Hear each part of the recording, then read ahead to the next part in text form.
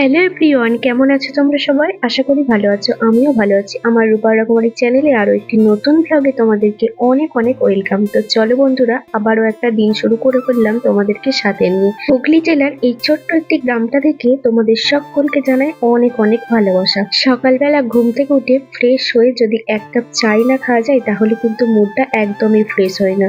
দেখো এখানে বরমশাই চা করেছি, তো চলো আজকে খাবো লাল চা লেবু দিয়ে। এই লেবু দিয়ে চা খেতে কিন্তু ভীষণ ভীষণ ভালো লাগে। তো চলো এখন চা একদম রেডি, আমি চাটা খেয়ে নিই। চা খাওয়া কমপ্লিট করে চলে এলাম বিছানা গোছাতে। বিছানার উপর এই পাতা চাদরটা দেখছো, এটা একদমই নতুন চাদর। আর আমার খাটে যে সমস্ত বালিশ টালিশ রয়েছে সবাইকে কিন্তু নতুন জামা কাপড় পরানো হয়েছে। প্রথমে বিছানার উপরে কিছু জামা কাপড় ছিল, সেগুলো একটু ভাঁজ টাজ করে তুলে রেখে দেবো আলমারির মধ্যে। বা সাইডে ব্ল্যাঙ্কেটের উপরে একটা নাইটি রয়েছে, দেখতে পাচ্ছ। এই নাইটিটা আমি একদম নতুন নিয়েছি। বিছানার চাদর বালিশের কভার গুলো নতুন নিয়েছি। অনেকদিন ধরেই ভাবছিলাম যে বিছানাটাকেও একটু নতুন নতুন জামা কাপড় পরাতে হবে, কারণ আগেকার সব জামা কাপড় গুলো পুরো চটে চটে গেছে। অনেক দিন হয়ে গেল বিছানার চাদর টাদর এসব কিছু নেওয়া হয় না। একটা নেওয়া আছে চাদর। এবার আমার ঘরে যেহেতু দুটো ঘরে দুটো খাট, সেই জন্য একটা চাদর কিনলে তো আর হয় না, আর একটা চাদরও কিনতে হয়।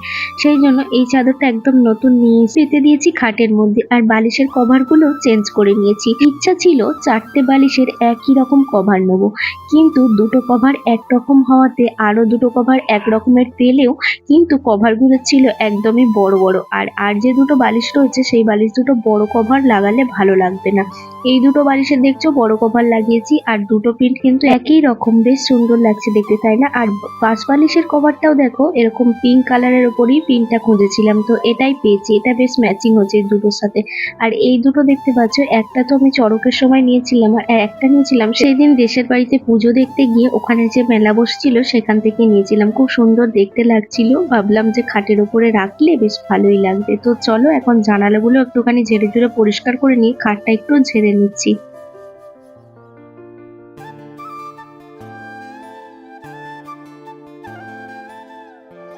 সংসার করতে গেলে সংসারের টুকিটাকি জিনিসপত্র তো কিনতেই হবে, তাই না? আর এই সমস্ত সংসারের টুকিটাকি জিনিসপত্র কিনতে গিয়ে টাকার কথা চিন্তা করলে কিন্তু হবে না। হ্যাঁ, আমরা সকলেই জানি টাকা আমাদের সবকিছু, কিন্তু টাকা সবকিছু হলেও টাকা কিন্তু আমাদের সবকিছু দিতে পারে না। সংসারের সুখ শান্তি, নিজের মানসিক চিন্তা ভাবনা, এগুলো কিন্তু কখনোই টাকা দিয়ে কেনা যায় না। সেই জন্যই বললাম, টাকা ছাড়া যেমন মানুষ চলতে পারে না, আবার সেরকম টাকা আমাদের সবকিছু কিন্তু দিতেও পারে না। তো চলো বন্ধুরা, তোমাদের সাথে কথা বলতে বলতে এখানে আগের দিনে যে জামা কাপড়গুলো কেটেছিলাম সেগুলো হালকা হালকা ভিজে রয়েছে, তো সেগুলোকে একটুখানি এই উঠোনের মধ্যে চাড়িয়ে দিচ্ছি। জামা কাপড় চাড়িয়ে চলে এলাম ঘর দরগুলো ঝাঁটতে। সংসারের মধ্যে কর্তা সবকিছু হলেও কিন্তু একটা গৃহিণী পারে সংসারের সমস্ত দিক ম্যানেজ করে চলতে। তার সাথে সাথে আরো 5টা দিক কিন্তু সে একা হাতে হ্যান্ডেল করতে পারে। ওই ঘরটা ঝাড় দিয়ে চলে এলাম এবার বারান্দাটা ঝাড় দিতে। তার আগে এখানে কিছু গাড়ি বা গাড়ির পার্টস টার্টস ছিল, সেগুলোকে গুছিয়ে বারান্দায় যে তাকটা রয়েছে তার মধ্যে তুলে দিলাম। তারপরে চলে এলাম এই ঘরটা ঝাড় দিতে। তার আগে এই ঘরের জানালাটা একটুখানি ঝাড় দিয়ে বা ঝেড়ে নিলাম, তারপরে বিছানাটা একটুখানি পরিষ্কার করে নিয়েছিলাম। তারপরে এবার মেঝে টেঝে ঝাড় দিয়ে নিচ্ছি। তো এই ঘরটা ঝাড় দিয়ে বারান্দাটা ঝাড় দিয়ে নেব। আর বরমশাই আজকে বাড়িতেই রয়েছে, ও বিকালে ডিউটি যাবে, সেই জন্য ওকে বললাম তুমি একটু আজকে মামামকে পড়াতে বসাও। ওই দেখো ঘরের মধ্যে মামামকে পড়াতে বসেছে। আর আমি এই বারান্দার সামনেটা একটুখানি ঝাঁট দিয়ে চলে যাবো এবার বাইরের বারান্দাটা ঝাঁট দিতে। ঘর বারান্দায় সমস্তটা ঝাড়টার দিয়ে এখন চলে এসেছি বাইরের বারান্দাটা ঝাড় দিতে। কিছু আনাজের খোলা ছিল, কালকে রাত্রিরে আনাজ কেটেছিলাম, সেই আনাজের খোলাগুলোকে একটু আমি বালতির মধ্যে ফেলে দিলাম। দেখো বাইরের বারান্দাটা ঝাড় দিয়ে এখন আমি উঠোনটা একটু ঝাড় দিয়ে নিচ্ছি। আর আমাদের উঠোনে দেখতে পাচ্ছ এই সামনের শ্যাওলাগুলো, এগুলো মনে হয় যেন আর কোনোদিনই যাবে না, কারণ দুদিন ছাড়া বৃষ্টি হলে শ্যাওলাগুলো আবার জাগান দিয়ে ওঠে। ঝাড় দেওয়ার কাজকর্ম কমপ্লিট করে হাত পা ধুয়ে একটুখানি ফ্রেশ হয়ে চলে এলাম এবার রান্না বান্না করতে, কারণ রান্না বান্নাটা এবার শুরু করতে হবে, বেশ বেলা হয়ে গেছে। এখন একটুখানি গ্যাস ট্যাসগুলো মুছে নিচ্ছি। আমি প্রতিদিন রান্না বান্না শুরুর আগে গ্যাস যতই মোছা থাক আর একবার করে মুছে নিই, কারণ কিছু হয়তো রান্না করতে করতে পড়ে গেলে সেটা আবার তুলেও রান্নার মধ্যে দিয়ে দিই বলে এটা আমাকে করতেই হয়। প্রেসার কুকারে আমি আলুটা সিটি দিয়ে দিয়েছিলাম আগেই। তো চলো এবার আলুটা একটুখানি ফোড়নে দিয়ে দেবো, কারণ মুড়ি খাওয়ার জন্য এই আলুটাকে রেডি করে দিতে হবে। কারণ মশাইয়ের অলরেডি পড়ানো হয়ে গেছে মামামকে, ওরা এবার মুড়ি খাবে, ওদের মুড়ি খাওয়ার সময় হয়ে গেছে।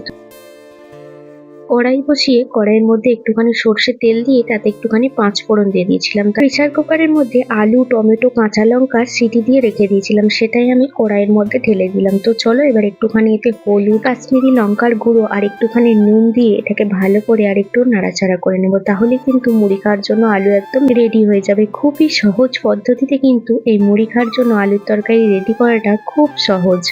খুব তাড়াতাড়ি এই আলুর তরকারিটা হয়ে যায়। দেখো একদম মুড়ি খাওয়ার জন্য আলুর তরকারি রেডি। তো চলো এবার মুড়িগুলোকে বেড়ে নিই।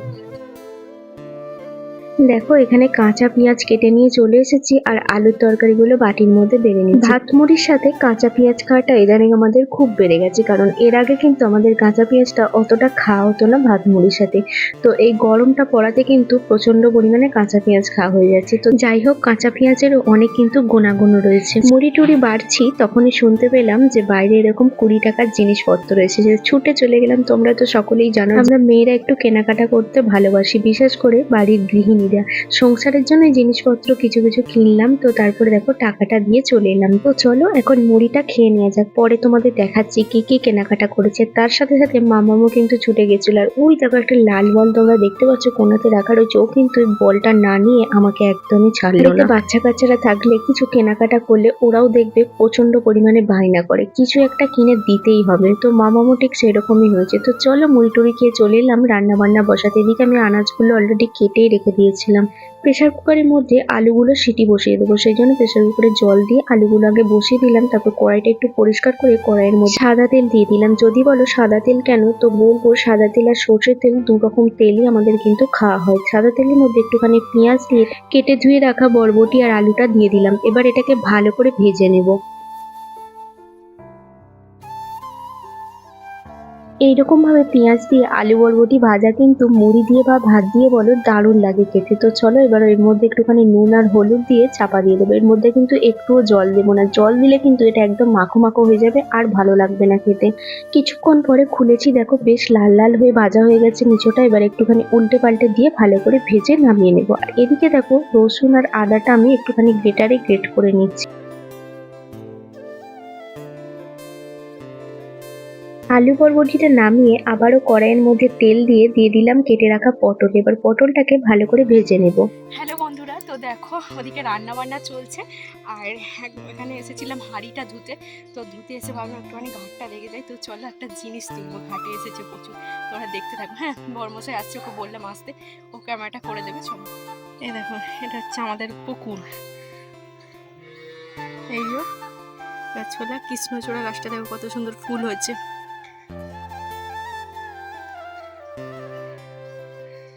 এই দেখো বন জঙ্গলে সব ভর্তি হয়ে আছে একদম। এই যে আমাদের বাগান এটা।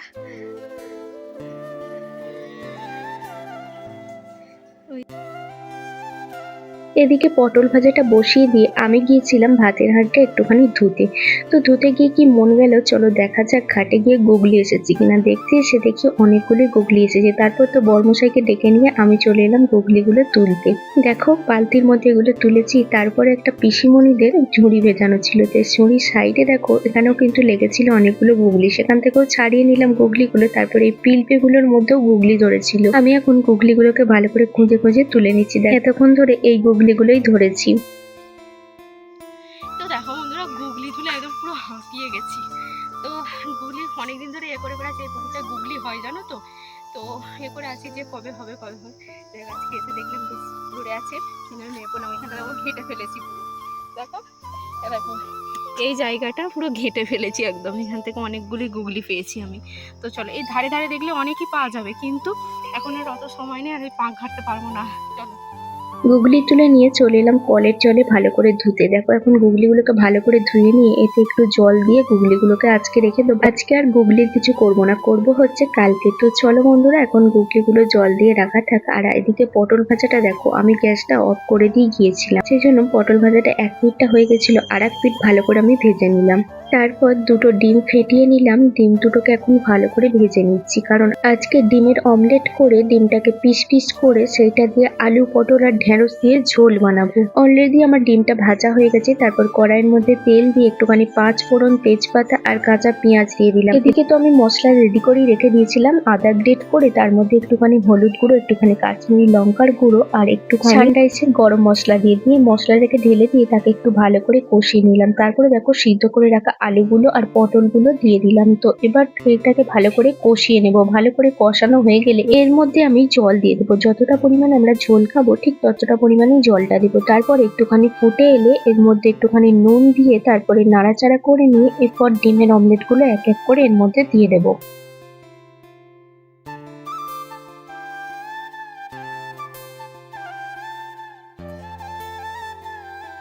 ডিমের অমলেটগুলো দেওয়ার পরে একটুখানি ভালো করে ফুটিয়ে নিয়ে নামিয়ে নেবো। ব্যাস রেডি হয়ে যাবে ডিমের অমলেট দিয়ে, আলু দিয়ে, পটল দিয়ে আর দুটো ঢেঁড়স দিয়ে ঝোল।